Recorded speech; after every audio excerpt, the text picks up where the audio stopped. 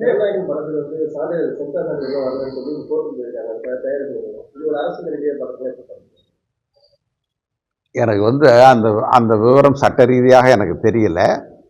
அப்படி கொடுக்கலன்னா அது ரொம்ப தப்பு. அது இன்னும் கடுமையான பின்விளைவுகளை ஏற்படுத்தும். அந்த படத்துக்கு ஏன் கொடுக்கலங்கிறத விளக்கம் தெரிஞ்சதுன்னா நம்ம சொல்லலாம். எனக்கு அது தெரியல. அப்படி அதில் உள்நோக்கம் இருந்தால் அது தவறு.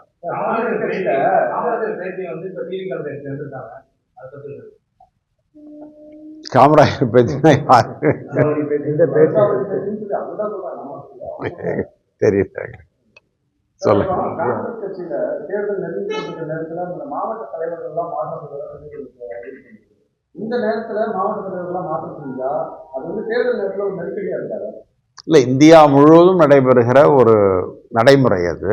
அது தமிழ்நாட்டில் மட்டும் செய்யலை, இந்தியாவில் பல மாநிலங்களில் செஞ்சுருக்கிறாங்க.